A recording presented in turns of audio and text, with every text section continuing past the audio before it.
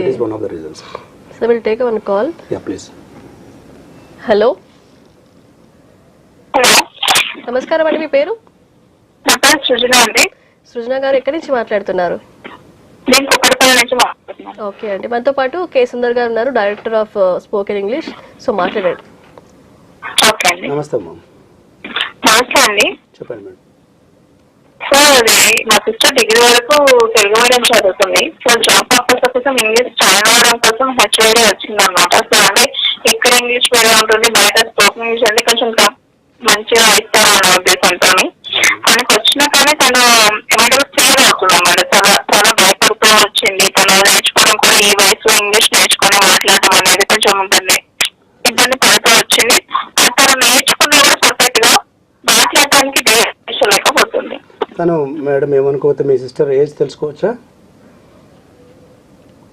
మీ sister age ఎంత madam? Degree అయిపోయిందండి. అంటే 20-21 ఉండొచ్చు, నాది 22. మన దగ్గర 70+ ఏజ్ వాళ్ళు కూడా నేర్చుకున్నారండి. ఇంగ్లీష్ నేర్చుకోవడానికి, కమ్యూనికేషన్ స్కిల్ ప్రాక్టీస్ చేయడానికి ఏజ్తో పని లేదు. మీరు అన్నది ఒకటే కరెక్ట్, అది భయపడటం అనేది చాలా ఉంది. అది తన వల్లే కాదు, ఎందుకంటే ఇప్పటివరకు ఎక్కడ మాట్లాడిపిస్తూ ఎన్వైర్న్మెంట్ క్రియేట్ చేయాలి. మనకు ఒక భయంకరమైన విషయం ఏంటంటే, ఎంత చదువుకున్న వాళ్ళైనా ఇద్దరు మనుషులు రోడ్డు మీద వెళ్తున్నాం లేదా 10 మందిలో వెళ్తున్నప్పుడు ఇంగ్లీష్లో మాట్లాడుకుంటే వాళ్ళ వైపు చాలా వింతగా చూస్తారు. అబ్బో వీడేదో ఇంగ్లీష్ జాయిన్ అయ్యాడు, ఏమేదో ఈ మధ్య ఇంగ్లీష్ క్లాస్ స్టార్ట్ అయిందంటారా అనేది ఆ సపోర్ట్ ఎన్వైర్న్మెంట్ లేకపోవడం అతి భయంకరమైన డ్రాబ్యాక్. ఫస్ట్ 2, మీరు అన్నట్టు తను ఎగ్జాక్ట్గా ఏం చెప్పగలుగుతున్నారు, ఏం చెప్పలేకపోతున్నారో చూసుకొని పర్సనల్గా, అంటే ఒకేసారి తన భయం ఉంది కాబట్టి ఒక 10 మంది ముందు 100 మంది ముందు కాకుండా ఇద్దరు ముందు ఒకళ్ళ ముందు ఫస్ట్ తను మాట్లాడడానికి అలవాటు చేస్తూ, మాట్లాడే క్రమంలో తను ఎక్కడ ఆగిపోతున్నారు, వర్డ్స్ రావడం లేదా, సెంటెన్స్ ఫార్మేషన్ ఇబ్బంది పడుతున్నారా, లేకపోతే కాన్సెప్ట్ ఆ టైంకి గుర్తు రావడం లేదా చూసుకొని దాని మీద వర్కౌట్ చేస్తూ ట్రైన్ చేస్తే ఖచ్చితంగా రిజల్ట్ వస్తుంది.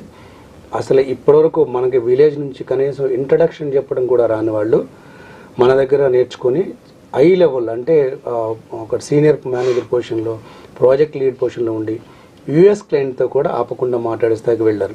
అంటే మా ట్రైనింగ్ ఒకటే కాదు, వాళ్ళ ఎఫర్ట్స్, వాళ్ళ ఇంట్రెస్ట్, అన్నిటికన్నా వాళ్ళ సపోర్ట్. సో ఇంగ్లీషు నేర్చుకోలేనంత కష్టమైంది కాదు. అలా అని చెప్పి ఈజీగా మనం ఏదో ఒక యూట్యూబ్ ఛానల్ చూస్తేనో బుక్ చదివితేనో వచ్చేదంతా కాదు.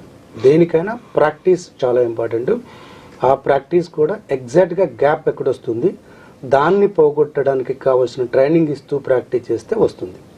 క్వశ్చనే లేదు. కుదిరితే ఒకసారి మన సెంటర్కి రమ్మనండి, పర్సనల్గా నేను కౌన్సిల్ చేస్తాను, మాట్లాడతాను. తన ఇష్యూస్ ఏమున్నాయో దాన్ని బట్టి ట్రైన్ చేద్దాం. మ్యాక్సిమం 1.5 monthలో ఏ ఇంటర్వ్యూ అయినా, అది IBM కావచ్చు, మీతో top most company interview clear చేయించే బాధ్యత నాది. అంటే మేము వెళ్ళి ఇంటర్వ్యూ చెప్తాను కాదు, ఇక్కడ మన మాక్ ఇంటర్వ్యూస్లో క్లియర్ చేసిన తర్వాతే తన ఇంటర్వ్యూకి వెళ్తారు.